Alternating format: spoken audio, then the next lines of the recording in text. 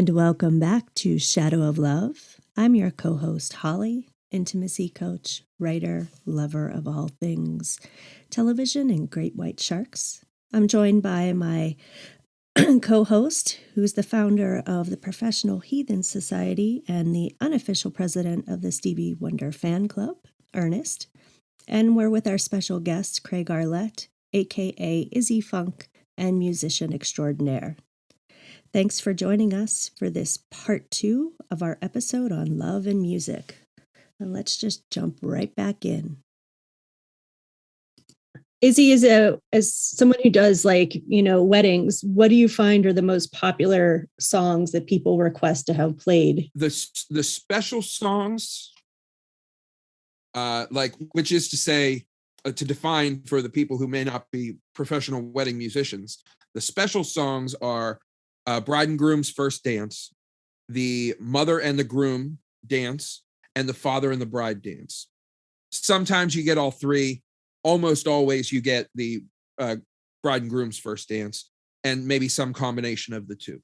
I'm not going to say specific song titles because there's a fair amount, but I will say that Jason Mraz could have retired off of a couple of his songs, off of the royalties of his songs being performed in people's bride and groom first dance. Lucky I'm in love with my best friend, that sort of stuff. He's written, I think he's actually written a number of tunes that get used for that purpose. I know him and a girl who was associated with him early in both of their early days, the singer Colby Calais, another kind of Southern California. Yeah. I don't remember her tune, but she was on the same vibe. I don't know if they were friends before they got signed. I don't know if they were on the same label or something like that, but whatever the case, I know they were pretty well associated during as he was on his meteoric rise. And she's certainly, she's not a star, but I don't think she's anywhere near as big as he is. But I know he's a person who I play a lot of his tunes. There's a number of country songs, and as much as I'm not going to sit here and diss on modern country, though I could. But there's a number of one of the formulas within that style, and that's you're lying to yourself if you want to say that modern country music is not formulaic. Like, that is what it is. Like, you're lying to yourself if you're saying it's not, and that's fine. That's the game. That's cool. I'm not going to say that I sit here and love every Luke Bryan song. I don't know one from another. I certainly couldn't tell one singer from another these days, aside from maybe one or two that I actually kind of dig. But there's one of the formulas within the songwriting of that style of modern country stuff is the father singing the song about my little girl, daddy's little girl. So those sort of tunes get played a lot for like the father-daughter dance. You know what I'm saying? There's it's always going to be, it's the special dances are almost always going to be, every now and again, there's something really hip. Like there's a Michael Jackson tune. Is it Butterflies? Yeah. From later on, it was one of his later tunes in the 90s. What's her face wrote that song? I think Marsha Ambrosius wrote that song. Yeah. That's the one I'm talking about. Yeah. Every now and again it'll be something pretty hip like that, but for the most part it's those songs that people want for their first dance is going to be, Jason Mraz is somebody who I don't have to work on rehearsing those songs beforehand. I've got that one.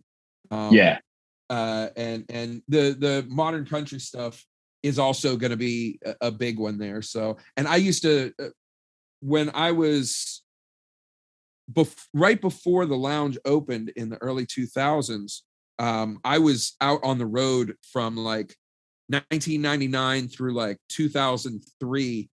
I was on and off the road touring with a couple of country bands and a couple of dance bands playing like the Holiday Inn circuit and the casino circuit down in the South and out in the Midwest. Really, like, anywhere that there wasn't like, anywhere that wasn't like California or New York, like I was all over North Carolina and Mississippi and Louisiana and out in North Dakota. I was living in North Dakota for a year in 2000. So I got really acquainted with what people like about country music and why. Like I'm a country musician. Like it's a big part of what I do. I'm not what I could ever consider a country boy, but I like that stuff. I don't like some of the ways of thinking that go along with that. Like a lot of the people who are, like a lot of the old school country musicians were some horribly, unabashedly racist people. I can't fuck with that. I'll tell you what, the greatest, I have this argument, and depending on who you talk to on the shade spectrum, either they'll agree. A buddy of mine who's a sound guy for years, who's worked with a lot of these people, Prince is one of the greatest country singers who was not a country singer, but his arrangements were country as shit. The first song on the Graffiti Bridge soundtrack, I think it's called "Can't Stop." Yeah, that shit is fucking rockabilly. All right, Prince is one of the baddest rockabilly motherfuckers on the planet.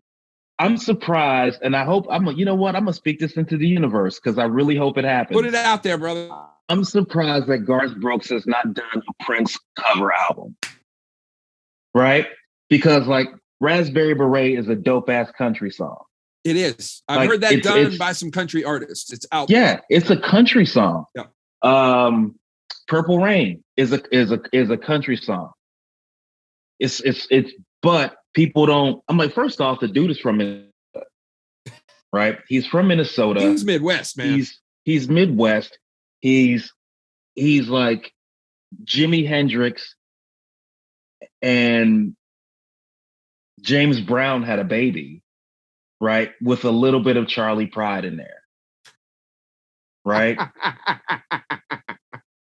Right? Like if you put that in a glass and shook it, and you pour Prince out. There it is. Right? That's Prince. And it's country as shit. Like, what is it? Like Purple Rain is like, I never meant to cause you in a pain. I only want to, like, that's a fucking country song. You're lying to yourself. Like black folk have been listening to a country artist for years. Also, shout out to Luther Vandross, right? For his, I'm pretty sure he's increased the black population by 25%. I think that number may be conservative, but yes. Yeah. I think Luther had a real because when I was younger, that's what I was playing when I was dating. You know what I mean? Or at the crib. That's the stuff I was banging. So I know maybe, you know what? Maybe 35%. Maybe 35% of the black population. If you were 27, 30 years old, if you're 35, Luther had something to do with you. Probably. Luther wasn't casual dating, though. Luther was like when you were serious about that person dating. Oh, yeah. I can't listen to Luther now. He's on my, I can't listen to him right now because that shit, you gotta, but let me specify. Fat Luther. Fat Luther. Right? Not the skinny. No. Not the skinny one. No, we don't want You know what I'm saying? No, we don't want that. We don't want that Luther. We want the fat Luther. We want that dude. That's the Luther I rock with. That's the one I rocks with right there. That's my guy. If you listen to his songs, though, it's really it's gender neutral, right? He doesn't talk about women, right? But a friend of mine turned me on to this not too long ago, and I've been listening to Luther for years, right? he was like, dude, you ever notice that he doesn't talk about a woman? Right? He's like, listen to his lyrics. So I'm like, dude, the devil you say. And it doesn't matter or whatever. Like, he was ambiguous or whatever the fuck. Anyway, and I don't even give a fuck about that shit. But I was like, I listened to some of his songs by myself a couple weeks ago. This is like right around Christmas time. And I was like, holy shit. He really doesn't talk about like it's really non-specific. Right? But he still makes these great love songs. And I had to text the next time I saw my buddy, I was like, dude, you know what? You're right about Luther. Right? You reminded me of something that I haven't thought about in like a little over 20 years. In the late 90s, 98, 99, after I graduated high school in 97, and I played some gigs and worked, a couple of little peanut jobs. But I wound about a year or so later, I got myself a job as an assistant manager at a national record mart. I'm really dating myself because I was selling CDs and tapes. But while I was there, I remember stumbling across an album that was it was in the 90s. There was a lot of like other people covering things, and a lot of like crossover and duet albums and stuff like that. There was a whole bunch of that. Some of my favorites, there was like some really good, there was a great Led Zeppelin tribute album where other bands were covering Led Zeppelin songs. There was a really good Jimi Hendrix one that I still fucking bump to this day because it was so fucking good. But there was one that I wish I could remember the name of it, but this blew my mind. Like I had never heard anything like this. This was before I was into before I heard that country album that Ray Charles made. Like I was nowhere near that yet. I was still in like reasonably modern pop mode. I had just barely skimmed the surface of listening to some jazz stuff, but somebody put out an album that was a bunch of duets of modern R&B singers, people like Luther and maybe Brian McKnight, and people in that sort of vibe. Possibly Boyz II Men could have been on this record. Like you feel where I'm going after there. And modern country singers, people like Reba McEntire, not like more hit country sort of stuff, which has its, I'm not going to talk shit on that. That has its place, but it was like more of the serious country artists at that point, people who are like serious vocalists, people like Amy Grant or Vince Gill, people who weren't necessarily, they weren't going after the redneck end of country. They were after, they just were from that area. Like middle of the road. Yeah, exactly. Middle of the road sort of stuff. But like this album, I put it on one day because like, come on, man, there ain't going to be no explicit lyrics on that. I can play whatever. I played whatever, I didn't have to worry about there being any Karens bitching at the manager for that. But so I put it on and I was like, half the cuts on it, I wish I could remember the name of the record. It was really good. I wouldn't mind going back and listen to it. There was half the cuts on it were country tunes, and maybe like 3 or 4 were like pretty traditional gospel tunes. And then the other segment was like more R&B stuff. But this is another thing, like people who don't understand the connection between R&B stuff and country. I'm not saying necessarily in texture, but like when you lived in Mississippi in the 1950s, you were hearing both of those. Like, get the fuck out of here. Like, if you were black, you were hearing some country music. If you were white, you were hearing some rhythm and blues music in the 50s. That's, it's what people were listening to. Maybe not everybody, but in the Midwest, there was less of a focus on things like television. They were just listening to whatever was happening. And it was from that mixture that rock and roll music actually was born from that. So, indeed. You know what I'm saying? So like, I always find it really funny that people want to divide out racial stereotypes in these kinds of things. Like, you ever hear, listen to Willie Nelson sing Georgia on My Mind, or listen to Ray Charles sing Always on My Mind.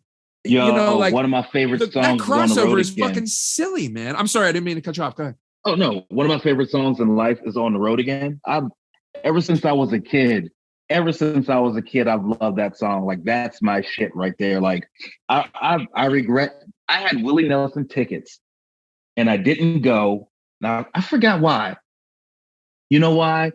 I didn't go to the concert because it was going to be, I was playing the room.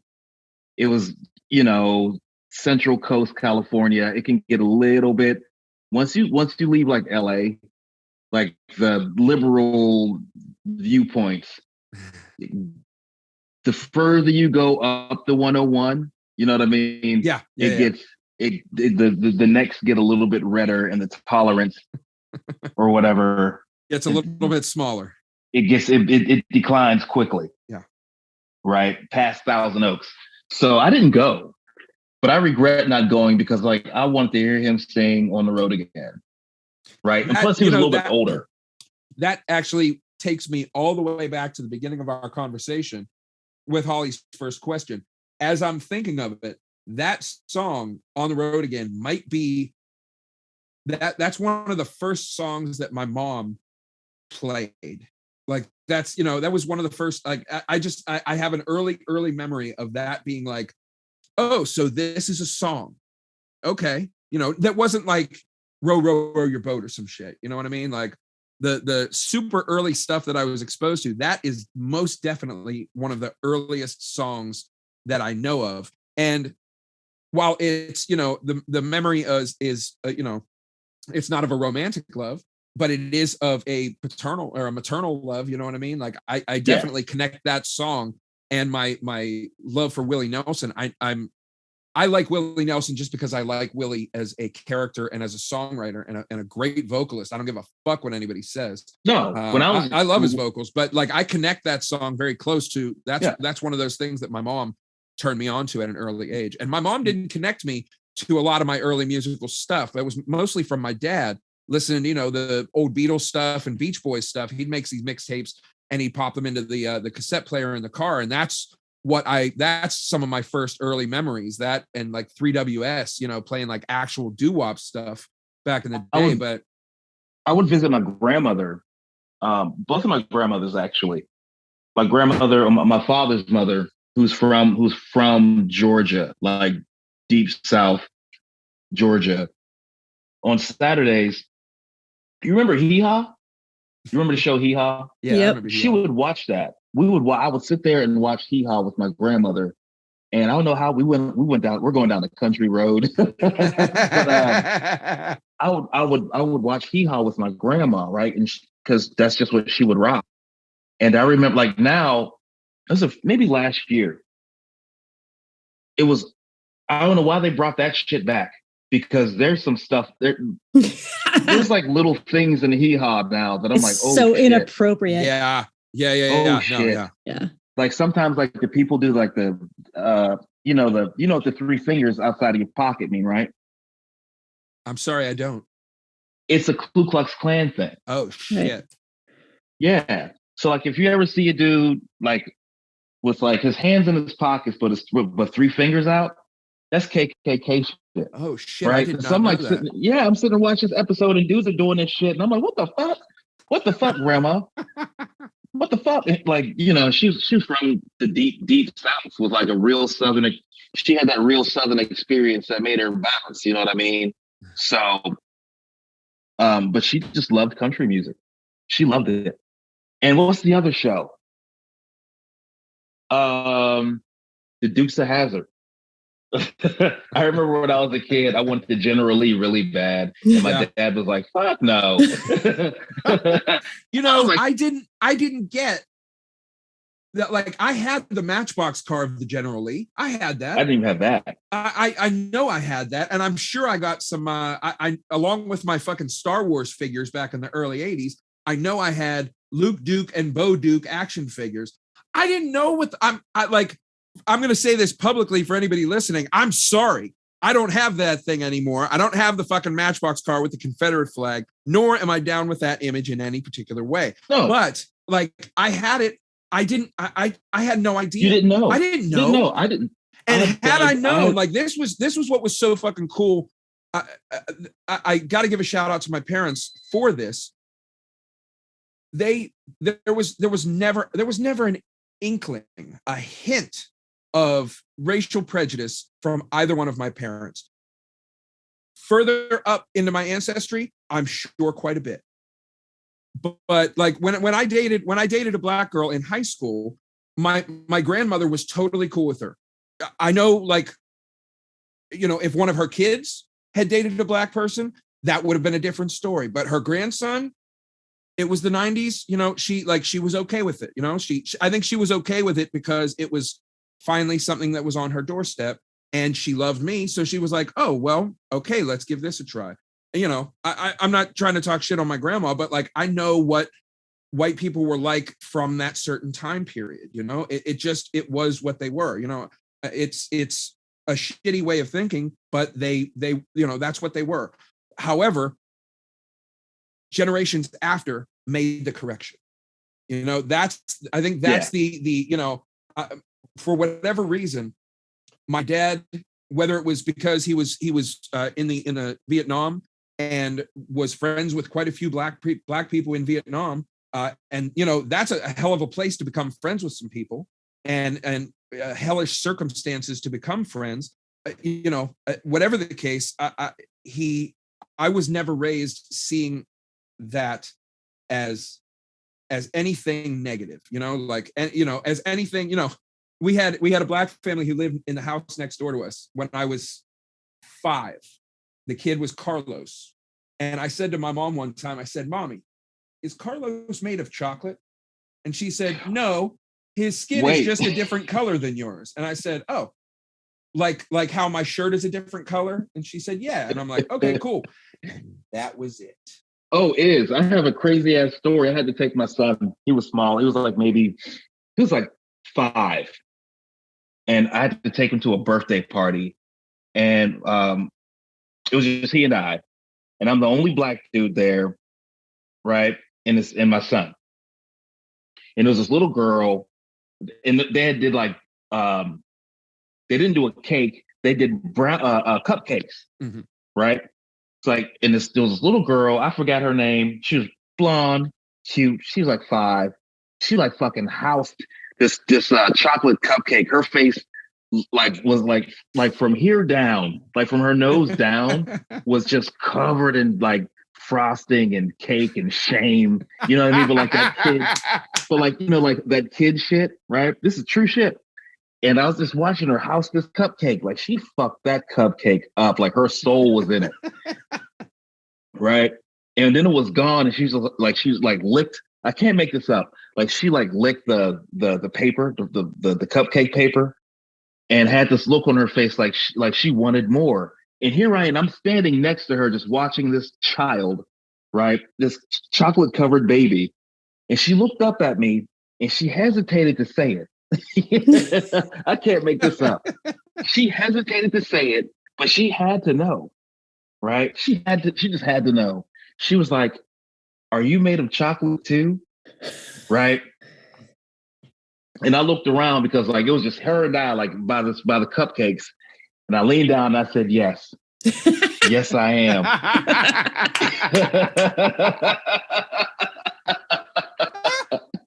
I think, she gonna have some beige babies. I think I programmed her. She gonna have some beige babies. I'm hoping for her. Dean Stonewall used to call that the peanut butter people.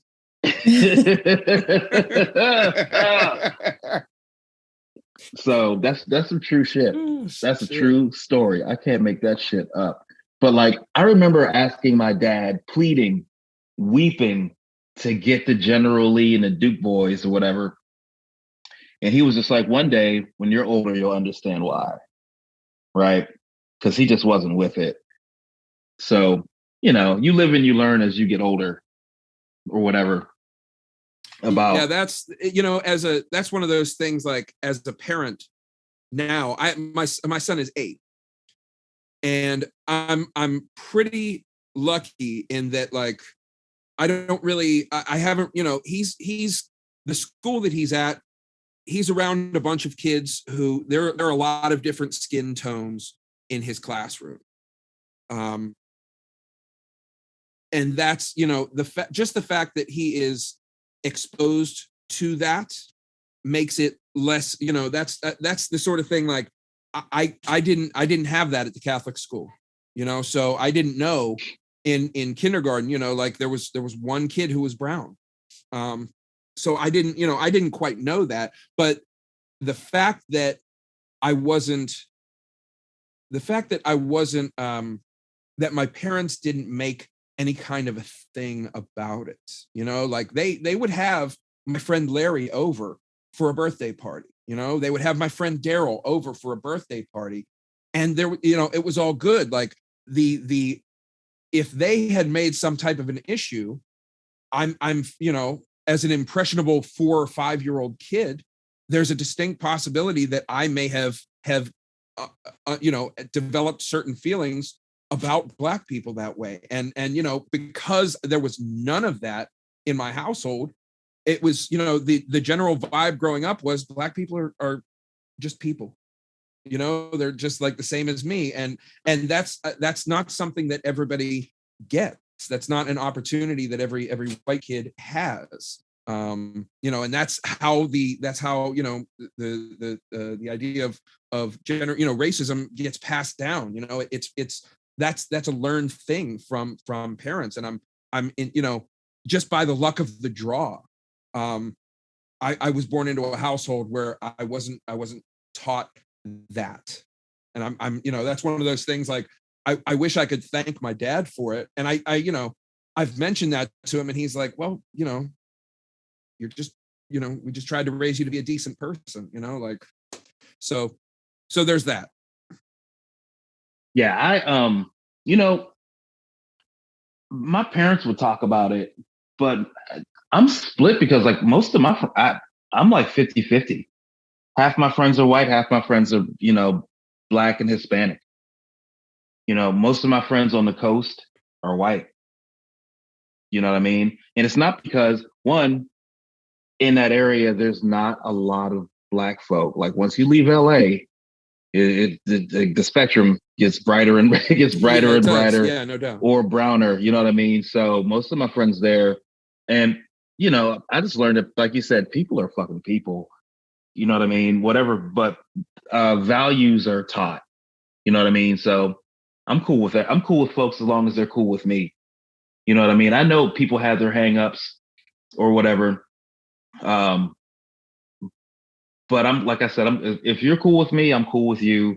We don't even have to like the same shit. Like I like more, like being that I've lived there for so long, I was exposed to, you know, more white people stuff. You know what I mean? Like I surf. I like, you know what I mean? I like to swim. I like to go to bonfires. Like, holy shit, y'all be living like beer commercials off this motherfucker. Like this is some real shit. This is some real shit, right? I remember I was at a party. Shout out to my homie Josh, Big Josh. I was at a party. I was at a birthday party at my friend's house years ago. And I just stopped and looked around. I'm like, this is a Pabst Blue Ribbon and Levi's commercial. We're outside. Dude has like a big ass eucalyptus tree in the middle of his yard with a chandelier in the middle of the tree with a pool table outside, right? And there's a fire pit going. Somebody's throwing an axe, right? He's playing Kyle Jader, right? And I'm like, maybe there's me and like 3 Mexicans and, you know, all these white people denim clad and shit. And I'm like, everybody has on Chelsea boots. I'm just trying to paint a picture. We all got Chelsea boots on. And I looked around and I was like, I am in a fucking beer commercial right now. I am living a beer commercial life. Like this is, you know, people are toasting. I'm like, this is some weird, nice shit. And I realized people are people. But the dope shit that people do on different levels is just different. It is. You feel me? It's just a different kind of level of dopeness. But like I have been to many of I like to go to bonfires now. You know what I'm saying? Like that's some dope shit to me. Bonfires now. So make no mistake, the invitation is open over the summer. Got you. Yeah, I got you. I will bring a case of beer. Actually, if you could please help me with some of mine. I received a case of beer. I don't drink beer at home very often at all. And recently I played 2 gigs. Part of the payment for the gigs was a case of beer. And it's these big, like 16-ounce suckers, dude. Please help me get rid of these. Can you please come and drink 1 or 2 of these things? Please. Sure thing. It's delicious. It's a wonderful lager. I promise you. Shout out Mastic Trail Brewing. Sure thing.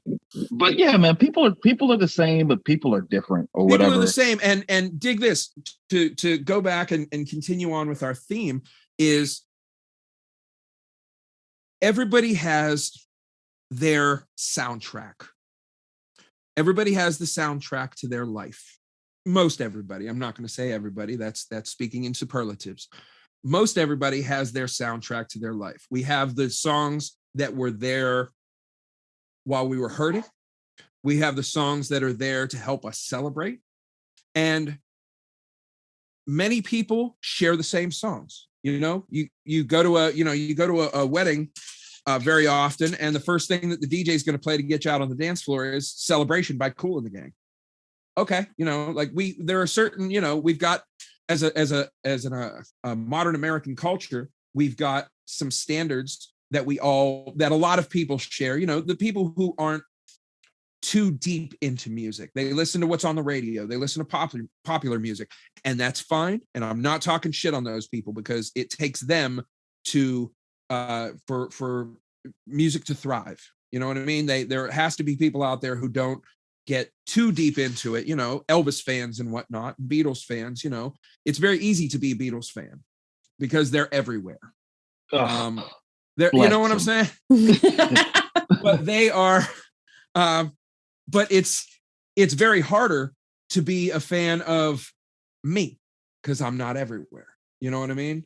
And I always say, if you're a fan of my music, you clearly know nothing about music. So, but they like, it's everybody has their soundtrack and the tunes, the playlists of their, of their moments. Maybe the playlists of when they were driving a car fast for the first time when they got their driver's license. You know what I mean? Everybody has the song that reminds them of that point. Maybe it's some Tom Petty shit or something. Everybody's got the, I dated a girl in the very early 2000s for maybe a month. And we've been friends since then. We've been pretty good friends since then. But that month or so, she turned me on to some music that I still bump to this day as some of like the hippest shit ever. Remember Reese? Remember R.E.S. Reese? Yeah.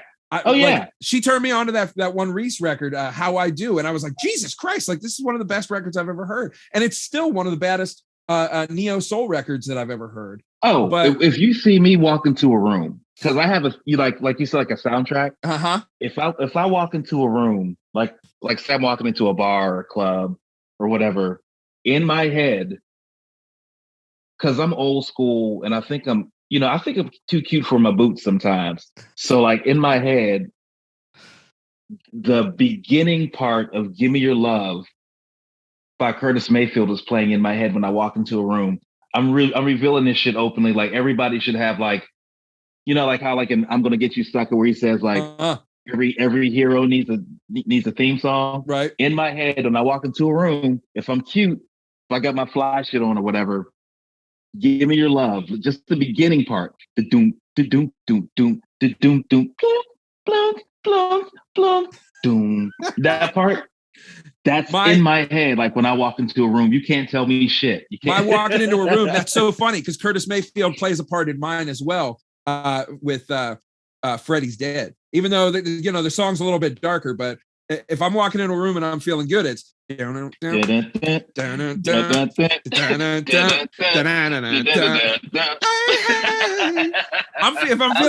That's where I'm at, man. Curtis Mayfield to do that, man. Yeah, You're gonna make me play that today. I'm gonna think about you every time that song comes on. Superfly's a fucking great soundtrack, man. It's a great soundtrack. I'm not as like enchanted by the film.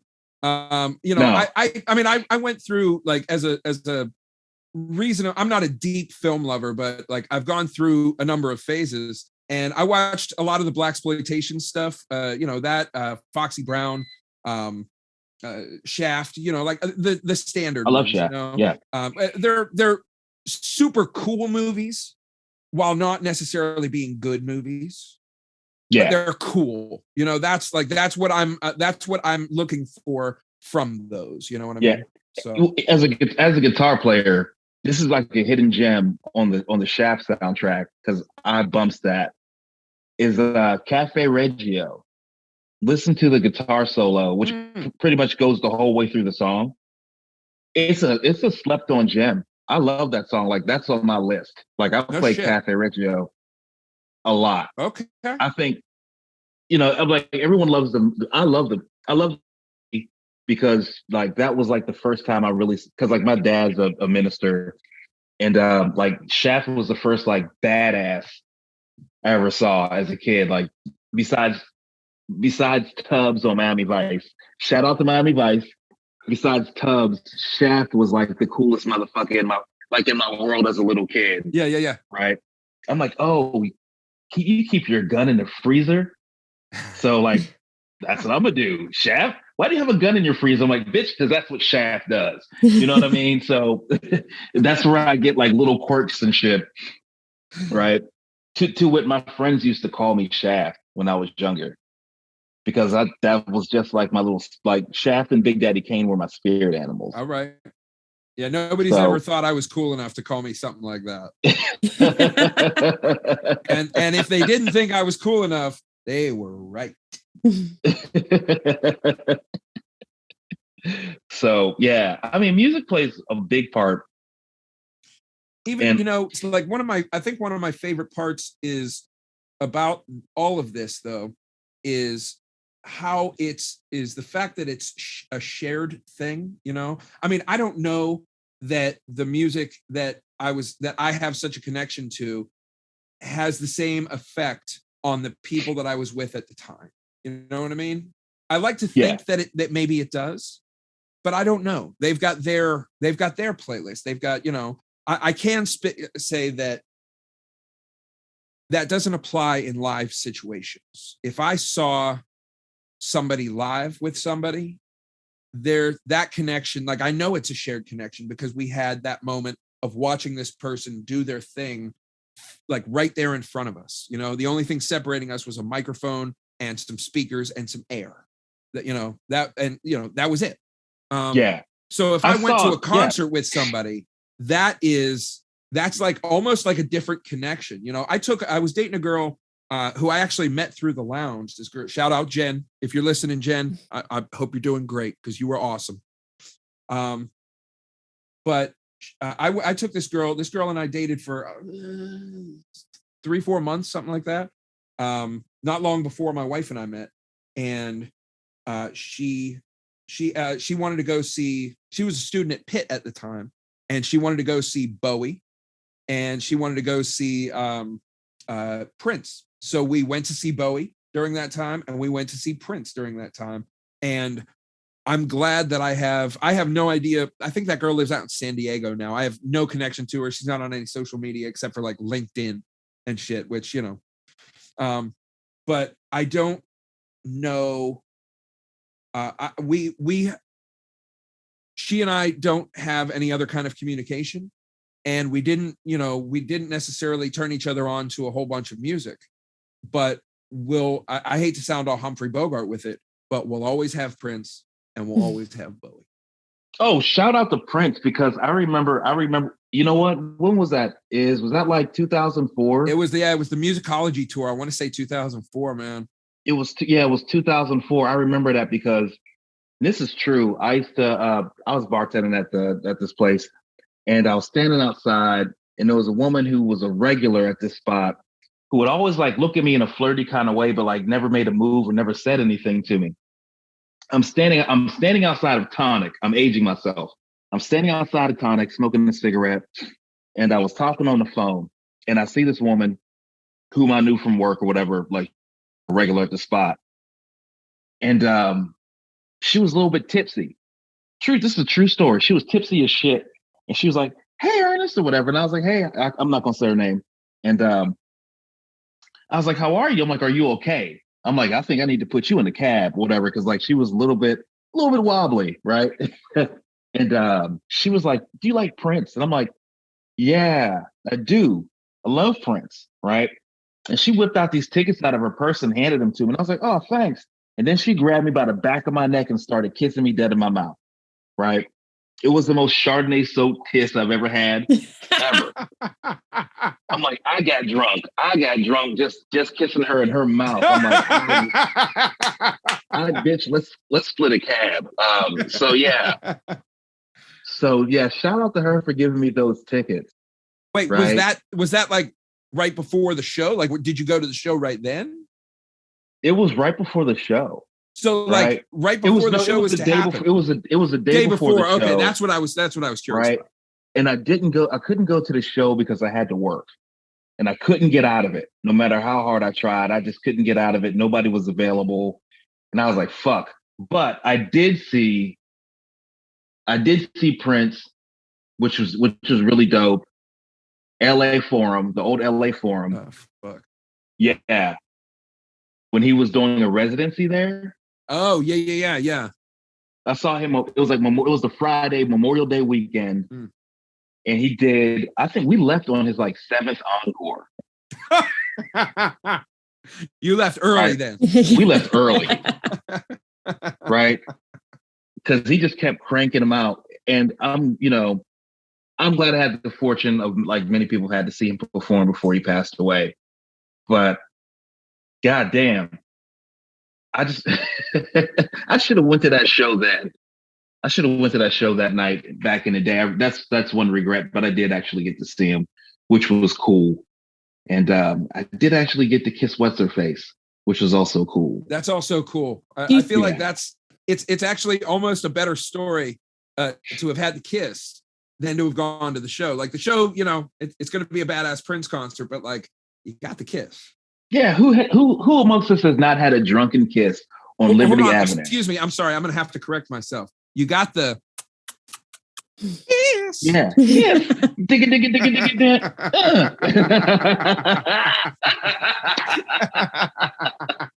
See, the funny thing is everybody is not going to see what you just did, right? Like there's a visual in my head that's now a tattoo. Like that's a tattoo moment. Like, yeah, that's dope. only Holly and I will live the rest of our lives to see that. That's like an eclipse. You're welcome. So, but yeah, the those, I just like, I love those connections. And if I had like the aside from my first 2 girlfriends, 8th grade and 10th grade, which I really didn't know what I was doing for either one of them. Not that I've known what I was doing for any of the other ones after, but I like to pretend that I do. But aside from those 2, when I went after 10th grade, I started playing music in 9th grade. And I had an interest in it in 8th grade. Like I was into, I was like, well, I'm not much of an athlete and I'm not much of a student. Maybe music is something that I can like get into. So I started paying attention to MTV and shit and listening to B94 and making mixtapes and shit like that. And I fancied myself an early DJ, though I never actually DJ'd for anything, but I could say that I was a DJ. But I started playing music, seriously playing guitar in the summer between 8th and 9th grade. So like basically at high school, I was a guitar player. And 9th and 10th grade, I was at one school, but then 11th grade, in 10th grade, I auditioned for Kappa, the performing arts high school over in Homewood. And so 11th and 12th grade was Kappa. Like there, I was playing music literally all day and studying music. And like music now, instead of taking away from my GPA, was bringing up my GPA because I was actually like paying attention to those classes and shit. And so literally every single relationship and arguably every single dollar in my life that has come to me has been either directly or indirectly because I've played music. It's almost like I've almost always met people while I was out playing. It's been very infrequent that I would meet somebody just through friends or something like that. It was always like, it wasn't necessarily like a groupie sort of situation, because I'm not convinced that those actually exist. And if they do, they're not like what I thought they were. But there's almost every relationship that I've ever been in was somebody that I met at a gig. Almost every one of them. Or somebody that I met, there was a couple where I have some friends who I was one of them is the friend who I was talking about before, who passed away, who she was not a musician. And most of the people in that group of friends that I have are not musicians. They're not, certainly not professional musicians, in that they are performers of that for a living. Virtually all of them, some of them are musicians, but at least to one extent, but all of those people are avid music fans. And I don't want to say I valued their friendship more, but I value their friendship in a different way. The friendships that I've made, I have a lot of very, very dear friends who I've played in bands with and played gigs with and traded gigs with and so forth, and taught lessons with, people who are very, very dear friends of mine. But there's a different bond that we have. Like if I've played a really tough gig, I was in a band for a time where we played some gigs that we were fighting to get the audience to dance. And at the end of that gig, I felt like I had been through a battle of sorts with my bandmates. You know what I mean? So we all finished that and we were like, we did it. Let's pack up and go home, or let's go outside and smoke. We did our job. Let's go home and hang. But that's a different sort of camaraderie. You know what I mean? Yeah. The people that I was friends with who aren't musicians I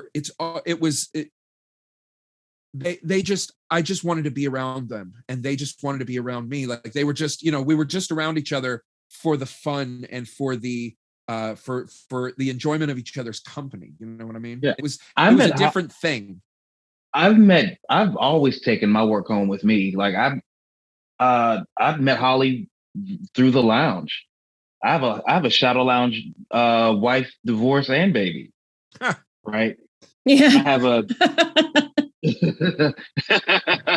same. I have a shadow lounge, divorce, and baby too. So well, I actually heard the episode with that story, so we're all good there. Yeah, and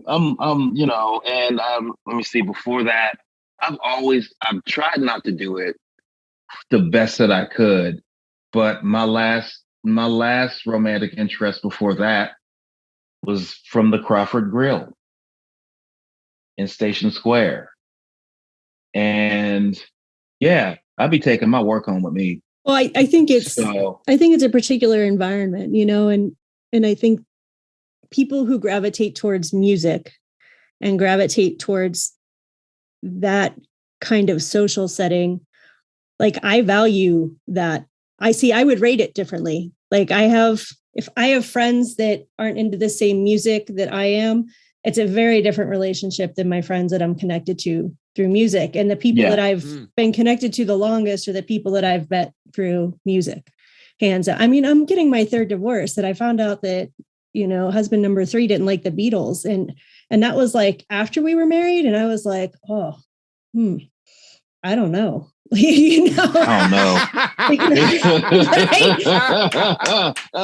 Because that's pretty sacred to me. So it's like, I mean, I can capitulate on some things, but fuck it, music is not one. It's just not one for me. It's way too close to my soul and my heart. And it was something that was given down to me by my grandparents, like they gave me a love for opera and other things. And that's something that, is such a part of my identity that I think it's okay to take your work home from you, because you're probably not going to, it's just a different kind of connection, and I think long-term you have to find someone who shares those kind of emotional things that you love to be able to sustain over time. I couldn't marry someone who's into rockabilly just like all the time. Like that just wouldn't work for me, I don't want to be with like a twin of me. Like it doesn't have to be like No. totally congruous, but it has to be like, I remember I got in an argument with a girl because she told me she didn't like Donny Hathaway. Oh, And I see, was like, this that's is sacrilegious. over. Yeah. This is over, bitch. Get your shit. Right. So like literally she was like, and I don't like Donny Hathaway. Like it was like a list of things that she was going that's down. just hurtful though, right Yeah. there. If she says she was like, she was like, I hate the way you chew. I'm like, okay, like who says that? And she was like, I hate the way you eat noodles, right? And then she was like, and I don't like Donny Hathaway. I hate Get the Donny fuck Hathaway. Yeah. I was like, we're done. Yeah. We are done here. Thank you, ma'am. Thank you. We're done. I wish nothing for you. Right? That's personal. That's personal to like, who doesn't like Donny Hathaway? Right? Because like he's on my list. Like there's a song that I can't play called, and it's a cover. It's called Giving Up. I think Aretha Franklin did it first on the Sparkle soundtrack. But his version is like super, like they're both dope ass singers of all time. Like there's like Aretha's like has her own. She's like my favorite singer, but like I give her her own mountain, right? Like she gets her own mountain, right. Kind of like saying like I breathe. Like it's like saying I need air to breathe. Like Aretha's like that to me. Well, you right? know, like there's I like to make this distinction with students, and it's that something doesn't have to be the best just because it's your favorite, and something doesn't have to be your favorite just because it's the best. It's pretty tough to argue against Aretha Franklin being pretty much the best, like one of the best singers of all time, up there with, you know, Whitney Houston. And I mean, like, you know, certainly paving the way for somebody like Whitney. But like Aretha, I think Whitney would agree, and people, even massive stars like Beyonce would agree. Like it's Aretha. Like it's fucking Aretha, man. You know, there's nobody. Yeah, outside of that. She gets her own mountain. She doesn't necessarily, Yeah. you know, like it doesn't necessarily have to be. She's my favorite singer, but I recognize her as the fucking best. Yeah. Shout out to my homie Craig, who Aretha's his favorite singer, like in life. And there's nothing like seeing a 6 foot tall, 6'3", super skinny white guy lose his shit and sing to Aretha Franklin. Like nobody's watching and shit. Like that shit is a treat. What's up, amazing. Craig? I miss you, homie. But that's a true story. But I tell people, and this is true, like I'm gonna say it into a hot microphone. I don't like the Thriller album. I think it's fucking terrible. With the exception of maybe like 2 or 3 songs. I hate that album. I don't think it's as good as Off the Wall. And when you say that to people, they look at you like there's something wrong with you. Right. Yeah. But I'm not I think Off the Wall is just a better product. I don't like the song Thriller. I like Baby Be Mine. And I like PYT, right? And it's not really cool to say you like any Michael Jackson shit right now, but I'm just saying, you know, that's not my favorite album. And like before, when everybody found out that he was a creep, people like I've honestly almost got into like a physical altercation over not liking Thriller. You know what I mean? Wow. And like you said, is just because it's popular doesn't mean like to me it's the best. Right. You know what I mean? Yeah. I don't necessarily follow the credo. There's an old saying, 50 million Elvis fans can't be wrong. I don't really fully agree with that. Fully. You know what I mean? No. Like I'm not saying that that doesn't mean that just because there are some people who think that because something is popular that it's immediately bad. I definitely don't think that. You know, I think there's a lot of stuff that is out there in popular culture that I'm just fine with. You know, that it might not be my thing. That's what it comes down to. It might not be my thing. You know, and yeah. I like Aretha Franklin an awful lot. I can't say that I've exhausted her entire catalog.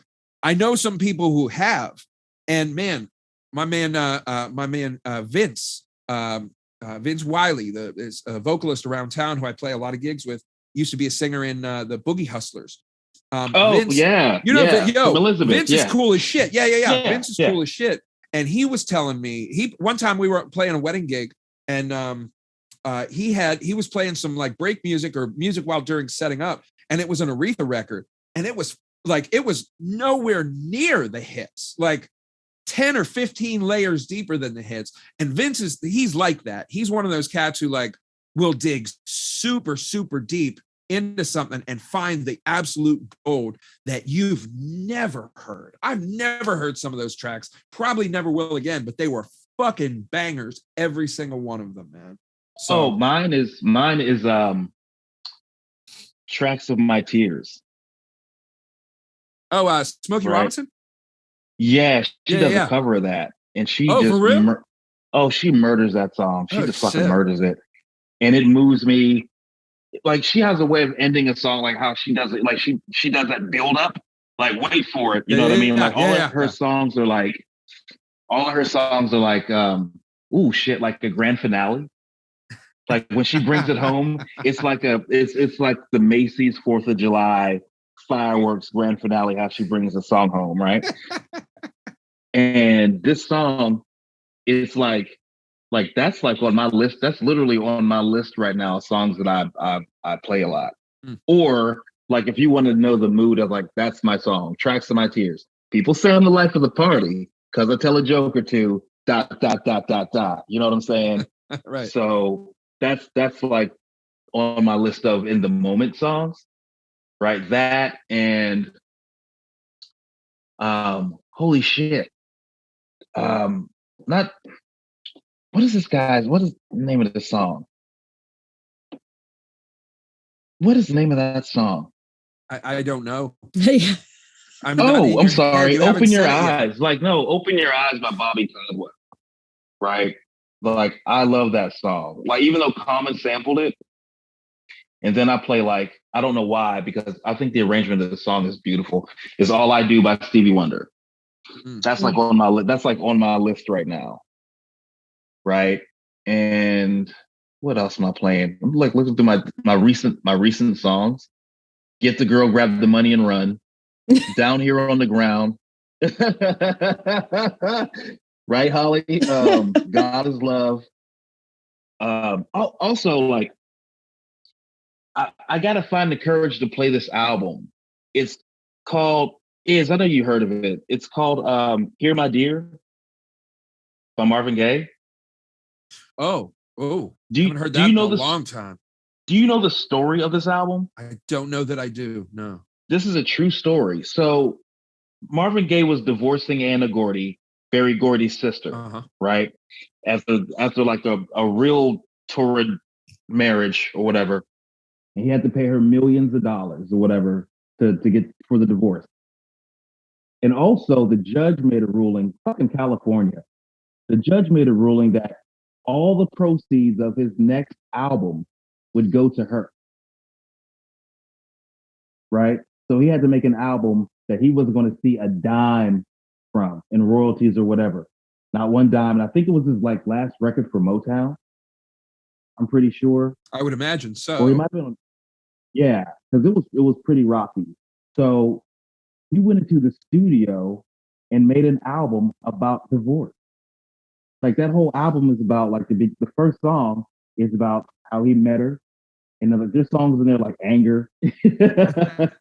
Like, you know, like the songs are crazy as hell. Like he talks about like he's like really into his feelings. And like I think if you're going through every dude who's going through a divorce or whatever or a bad breakup, that's the album you should. It's very therapeutic because it's like you're not the only one that's going through it. Like you're not the only one that feels this way. You know what I mean? So like there's like lyrics like I gotta keep on making her live the way she's accustomed to, right? Like that's a real lyric. Yeah. Like where he talks shit on the judge. Yeah. So, you know, just like, you know, getting fucked over. Not I ain't gonna say fucked over in court, but like to have to give somebody all your royalties and proceeds from an album at the height of your career too. Like this is like sexual healing. You know what I mean? Like he had like ebbs and flows in his career, but like sure, yeah. This was like around sexual healing and all that shit. Like when he was really Hitting like hard. hitting hard. Yeah. So she was like, I'm gonna need that lute player. So he just went into the studio and just said, you know what? I'm gonna just talk about this shit. He's like, he literally begins the album like, well, here you go. This is what you wanted. Like he talks a lot in the album. Oh wow. Right. Oh, you got to hear it. I got to check And, that one out. That sounds cool. He's real remorseful, and I think I don't know if his idea was to be spiteful. You know what I mean? With the work product, or to be sentimental, or maybe it was like a mix of both, or whatever. Because it can be both. Yeah, and it's a really, like, to me, it's one of my. It's when I was happy, I could play that with ease. You know what I mean? So, but now it's a little bit different. Yeah, yeah. You know what I mean? Like you got to be. There's music where you have to be in a good space in your head. Yeah. To rock out to, and like sometimes, like for me, if I'm not in a good space in my head, I can't really listen to like a lot of lamenting or whatever, or remorseful retrospect, hindsight. Yeah. Like, can't do it. Just can't do it. But the album is dope. That's good to know. And it's, I mean, that's one of the beauties, and I dare say, one of the miracles of living in a technological way that we live now is that we have, if I'm not in that space, I don't need to sit in that space. If I want something that, if I'm feeling down on myself and I need to listen to something stupid to pull me out of that, like go back to the Teenage Mutant Ninja Turtles soundtrack, the first one, not the second one with Vanilla Ice, the first one. The Vanilla Ice one was okay, but the first one was really fucking great, man. How the fuck is Heavy D dead? How the fuck how is Biggie dead and Vanilla Ice gets to walk the earth? How is that if it was up to Suge Knight, where's the justice in that shit? Where's the justice in that? That's all I'm saying. I'm not wishing anybody dead per se. I'm just saying that, come on. My first performance that I ever gave was in 6th grade. I lip synced to Ice Ice Baby in front of my whole school. I'm gonna get you a DeLorean and a bubble vest, and we're gonna go back. Bro. All right. Hold on. Because I'm gonna drop something here. Okay. This is one of my, I don't share this with everybody, but I feel like you guys are of the age that you'll respect me for this. And you'll be able to laugh with me on this.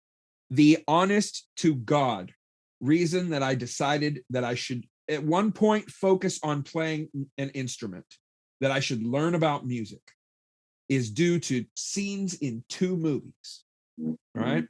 Number 1 is Back to the Future, because little 8-year-old, 9-year-old me in 1985 was sitting there saying, if I'm ever time traveling with my eccentric scientist friend and I find myself in the 1950s, and well, actually my parents didn't get together until the 1970s, but if I ever find myself in a situation where I need to be able to play guitar in order to make the dance go on, I better learn how to play fucking Earth Angel on the guitar. So I learned how to play the guitar, and that's why I did it. Plus, I got to play a couple of years ago with the original singer who did Earth Angel. And I told him that story. His name was Cleve Duncan from the band The Penguins back in the 50s. I told him that story, and my man laughed at that shit. He was like, that's a fucking great story. So it was a really cool full circle. The other one is the reason that I learned how to read music was because of the fucking Goonies.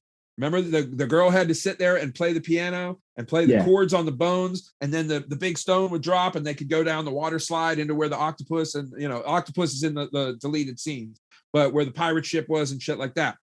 Yeah. Those are like, those movies had such a strong effect on me as a kid. I saw a funny meme recently that said, they made us learn the whole stop, drop, and roll thing, and it made me think that I would be on fire a lot more than I have been in my life. Right? That's the gist of the meme. But both of those movies were ones that I watched quite a bit because they were appropriate for an 8-9-year-old kid to watch back in the mid 1980s, right? So between those and Star Wars, you know, that was what the VHSs that we had lying around. So I would watch those.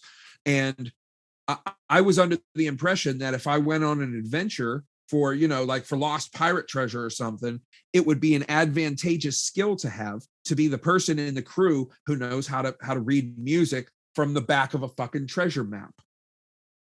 But see, that's Amen. how, like, when I was amen, like I told my mom I wanted to be Sam Malone and Martin Luther King when I grew up. Holly knows my past. Holly knows my past. So, you know, one out of two ain't bad. Like, and I maintained, I was like, yo, I want to be Sam Malone really, really bad. Like, he was a terrible influence to have on like a 9-year-old boy. Yeah, probably. Like, yeah, but I fucked with some Cheers. You know, I play in an acoustic duo with my dear friend Shelly. And she's also the singer in the wedding band that I play in, but she plays acoustic solo gigs a lot, like 5 nights a week, man. She's out at some brewery or a bar or something somewhere. She's playing a gig somewhere. Whenever she and I get together, we play a lot of 80s tunes, like 80s pop tunes, and a lot of 90s tunes. And whenever she needs a break from singing, or she, you know, maybe breaks a string or something like that, whenever she needs a break, I will do one of the only songs that I know how to sing from memory is the theme from Cheers. So I'll sit there and do the theme from Cheers by myself. Yeah. And, you know, if you're playing at a bar, like people fucking eat that up. They love that shit. But I feel you on the Cheers, dude. Like I feel you. I had an ongoing crush for Rhea Perlman for a long time. Don't know why, but like she was on my list for a long. Like I cannot believe I'm saying this into a hot microphone. Yeah, I had a thing for Rhea Perlman when I was a kid. I think that explains some stuff. I have eclectic taste.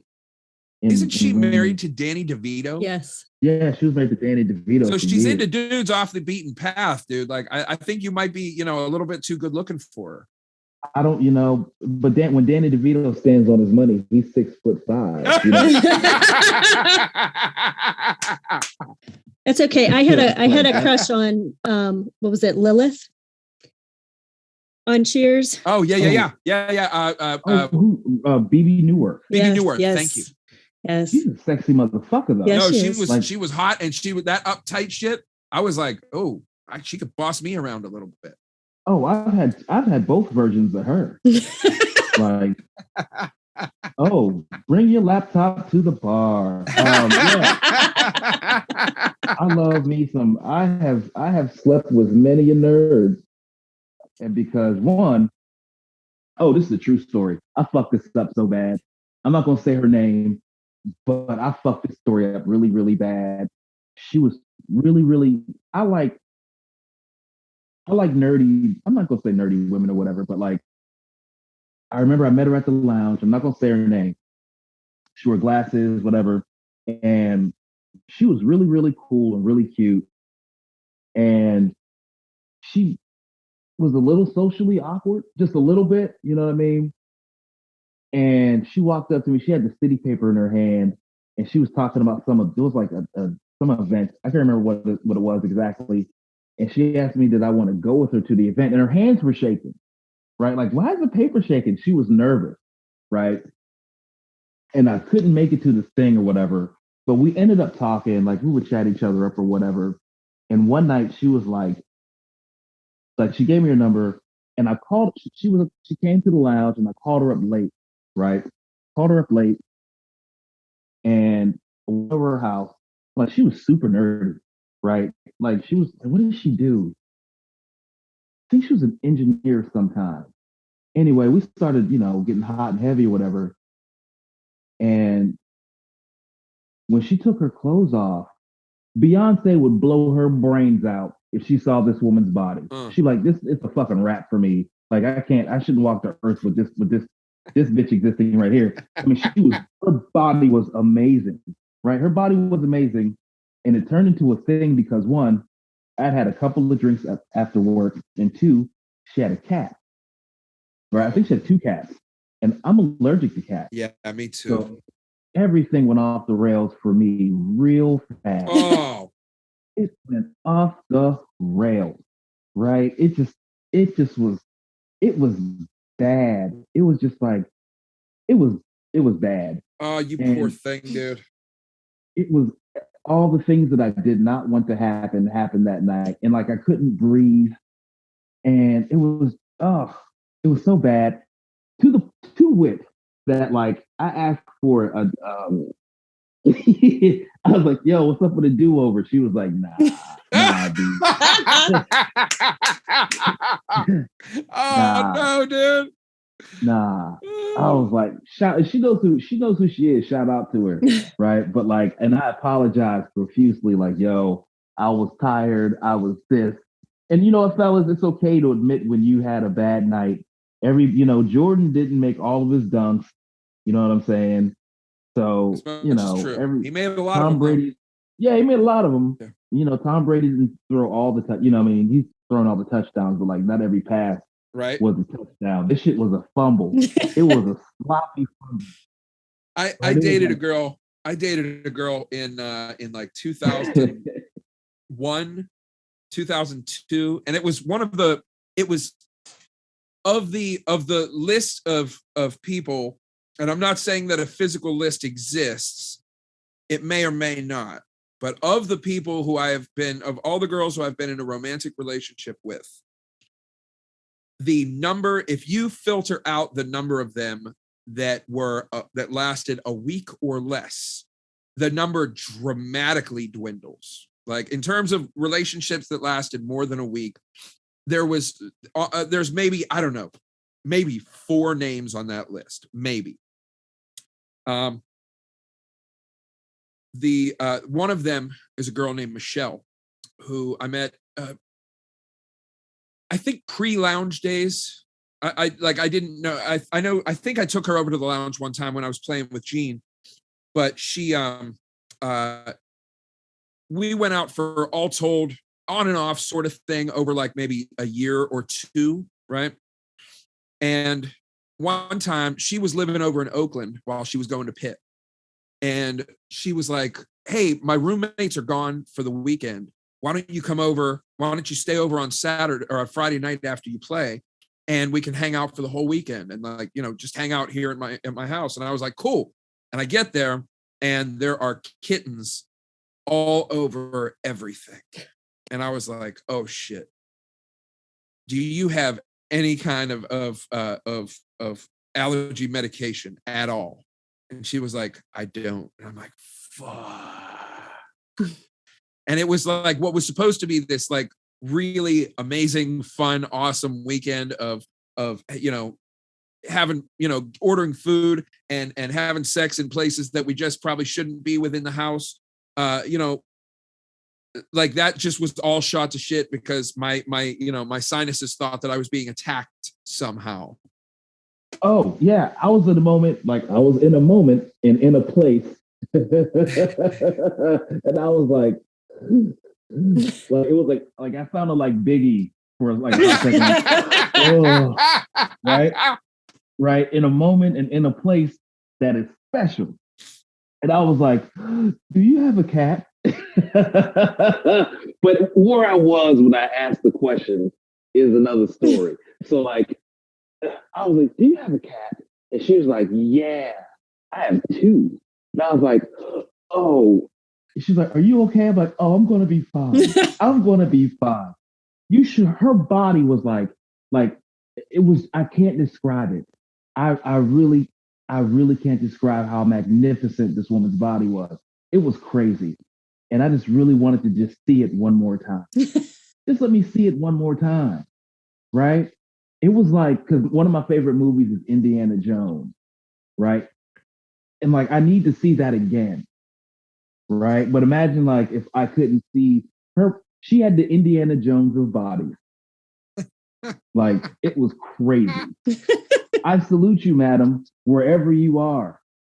I'm saying, Well, Alivert and a couple bottles of wine, we can make this work. What I got from that is that engineers can be hot. So kudos to everyone. Oh, shout out to the lounge for like all the sexy awkwardness that passed through those doors. Yep. And to all the girls I loved before.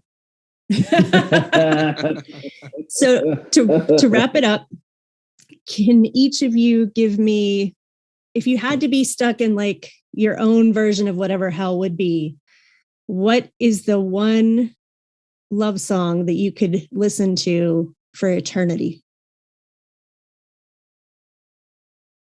Wait, that would be hellish for me? No, that you would be stuck in hell, but this would be the one thing that you could listen to over and over and over again. Oof. That's a tough one. That's a tough one. I have two answers, but Ernest, if you're ready, go ahead.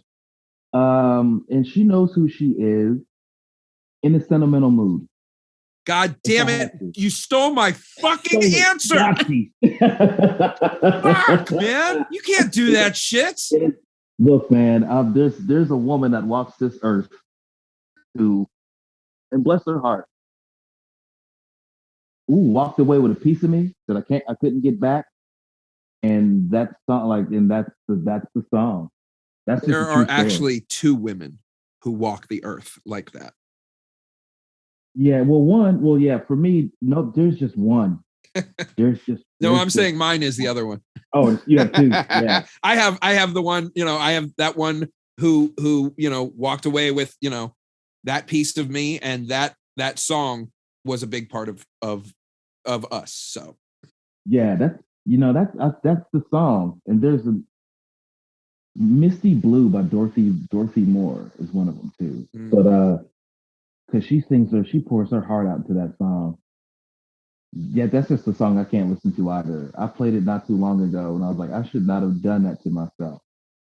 Like that song, if you play Misty Blue, Dorothy Moore just does something with that song that's amazing, and there's passion, and there's like sincere loss in it or whatever. It's still full of shit, but like, yeah, In a Sentimental Mood is my go-to. That's definitely a winner go-to all around. Yeah. My other one, shout out to what's her face. That always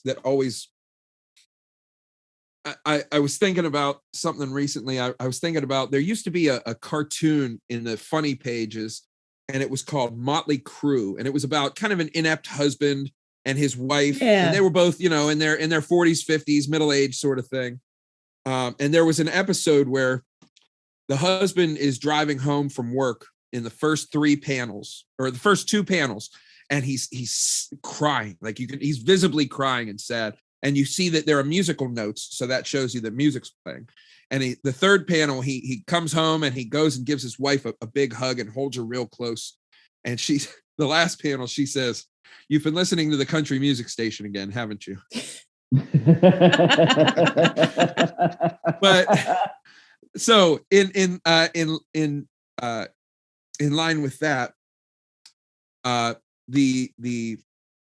I've got a number of songs that make me think of my wife, who I'm still married to at this moment. Congratulations. Thank you. We're coming up on 5 years later this year. We've known each other. We met in like 2004. But it took me 13 years to convince her that marriage was the best option. And she's still not convinced of that if she's smart. But anyway, there's a couple of songs that always just make me think of how incredibly lucky I am that she's in my life. One of which, though, that I'll never ever be able to shake is this tune, a Willie Nelson tune called "Always on My Mind."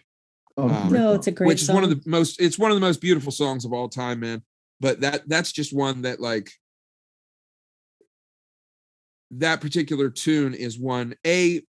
I hope that they would play different arrangements of it in hell, because there's a lot of different versions of Willie singing that. Like, he wrote it in, maybe in the 60s, but he had, he released a version in the 70s, he released a version in the 80s and into the 90s. I'm sure other people have recorded it, so maybe I could get, different versions of it. I play that whenever I do solo gigs, I try to play that tune at least once. I just love it, man. It's one of the most beautiful melodies ever.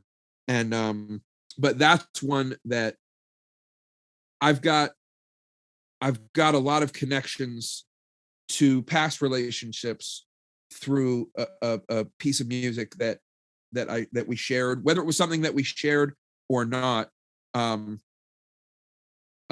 But it's that particular piece of music or artist is indelibly connected to that person in my life. That this tune, Always on My Mind, is one that, like, as a musician, I don't always listen to lyrics. I listen to the music of a tune, and I listen to the melody of it, but I don't always listen to the lyrical content of a song. Sometimes I do. Like, as much as I can, Stevie and Prince are absolute lyrical poets, man. And there's enough of their music that, you know, I can dive into that whenever I want to. But Always on My Mind, like, the message in that tune is one that reminds me of my wife, because she is always on my mind. She's, you know, whether I'm with her physically, you know, in her physical presence all the time, which I am just about every day. When we wake up, it's pretty infrequent that we're you know, maybe she'll go to Ohio to stay with her mom or her dad for an evening, but it's, you know, that doesn't happen. You know, that happens maybe once every couple of months or so. So, you know, she's always on my mind because she's physically around me, but she's also always on my mind because I've been with her for, you know, damn near half of my life now, and you know, incredibly happy and lucky to have that be the case. So, oh, that's beautiful. That's beautiful, dude. Love it. What about you, Ollie? What's your song? I think I have two. I really love the song "She" by Elvis Costello. It's on the Notting Hill soundtrack. I don't know if you've heard it. That's a great It's tune. A beautiful song. The lyrics on that song. God damn it. Elvis Costello is fucking amazing, yeah. man. And I have always loved the song "Overjoyed" by Stevie Wonder. I love that song. Love, love, love. I could listen to it over and over and over, and it would not. Oh, it's a beautiful, you know what? People don't realize, like, damn, Holly, it's a great song. I'm going to change my answer. I had to come up with a second one after you stole mine, dude. Oh, shit. Dude. That's a great answer, though. Like, both of those songs I could rock to, for real. Like, it used to be Ribbon in the Sky, but that one kind of, I outgrew it. I outgrew Ribbon in the Sky, right? I don't know why I did. I mean, I still rock it every now and again, and I can actually play that song without losing my bird these days. So, those are two fucking good ones. Shit.